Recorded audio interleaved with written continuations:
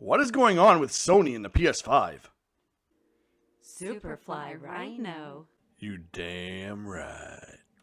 What up, game players? It's your boy SuperFlyRyno, and I'm back again to hit you with another scoop of what is going on in this age of gaming. So for anybody that knows me, knows that I love gaming, and I love all types of games.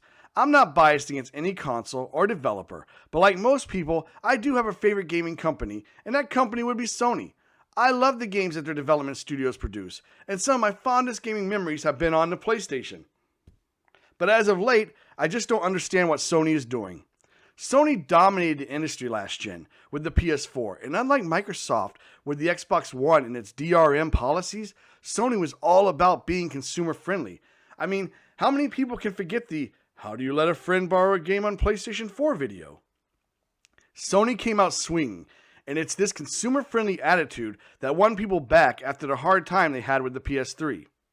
So you would think, with the momentum they have going into this new generation, that they wouldn't rest on their laurels and would stay consumer friendly in order to not have a repeat of the PS3.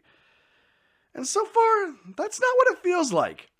So I'm going to be making a lot of comparisons between the PS5 and the Xbox Series X because I feel these two consoles are in the most direct competition, and if you don't compare the two, then how would you know where one is faltering and the other is succeeding?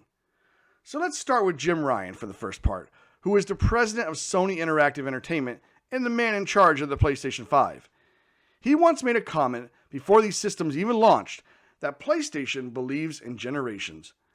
I'm sure this was a rebuttal to Microsoft and their smart delivery, which allows Xbox games to be more enhanced depending on which system they are being played on, which also meant a lot of new Xbox games were not going to be exclusive to the Xbox series of systems for at least 2 years. This got gamers thinking that maybe these games are going to be held back by older hardware and not live up to their next-gen potential. Now, when Jim made that statement about generations, it told gamers that the PS5 games were going to be exclusive to the PS5 and not be playable on the PS4, which would mean these games were being built from the ground up for just the next-gen hardware. Well, that wasn't the case, because shortly after that statement, Mr. Ryan came out and stated that the new Spider-Man Miles Morales, Sackboy Adventure, and Horizon Forbidden West games would be coming to PS4 as well as PS5. So much for believing in generations. Then there is the approach to backwards compatibility. It really feels like backwards compatibility was an afterthought or just a last-minute decision for Sony.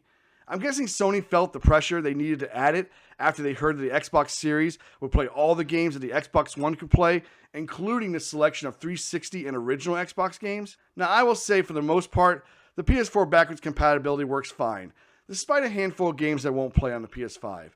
But when it comes to hooking up your PS4 camera to the PS5 in order to play your PSVR, you will need a special adapter for the camera. So unless you have that adapter, you can't play your PSVR on your PlayStation 5 right out of the box. Now, Sony is giving this adapter away for free, but you have to order it from them. I'll leave a link down below where you can get it. Another thing that isn't happening on PlayStation is on Xbox's last-gen games having frame rate increases. I own Overwatch for both the PlayStation and the Xbox, and I have put many hours into both versions. Now, just recently, Overwatch got an upgrade for the Xbox, where it can be played in 120 frames per second. But there is no 120 frame rate upgrade for the PS5. The strange thing is, I'm running Overwatch off my external hard drive for my Series X, so it's not even taking advantage of the Series X benefits, but it still can be played in 120 frames per second. Also, Samurai Shodown is another game I own, but I have just the PS4 version. But again, it's been upgraded on the Xbox to run in 120 frames per second, but not the PlayStation.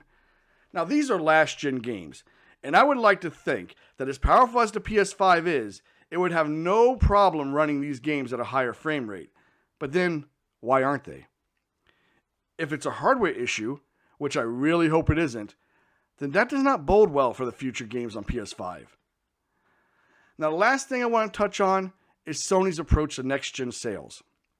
Sony is sticking with the tired but true tradition of selling your hardware and selling your games individually. This is how the industry has always been. But now first-party games are retailing for $70 each, and it seems that's going to be the cost no matter what the title is for next gen. This is where Microsoft has the biggest trump card against Sony, and that is with their Game Pass. the Netflix-like subscription service. Now, Sony also has a subscription service with PS Now. Both of these services offer a lot of indie games and some AAAs thrown in there into the mix, but the major difference is Microsoft will release all of their first-party games day and date into Game Pass, where Sony would rather sell them for $70 a pop. That brings a lot more value to Game Pass. I mean, considering Game Pass Ultimate is $14.99 a month, which is $180 a year for over 300 plus titles, which is about the cost of 2.5 Sony first-party games. Maybe Sony should start focusing more on the PlayStation Now subscription service, or they may get left behind. Now, I know this video was a lot of doom and gloom for Sony, but that's not what it's all about. It's more what major mistakes Sony has already been making this gen. It's just starting out, so there are a lot of years and things change very fast in gaming.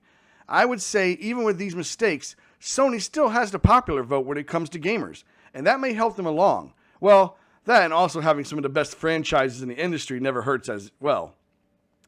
But if Sony wants to remain the industry leader, they may want to alter their course. Otherwise, there could be a shift in power coming.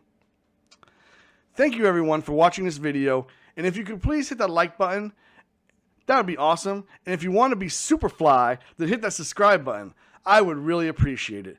Thank you again everyone, and remember, play on, players.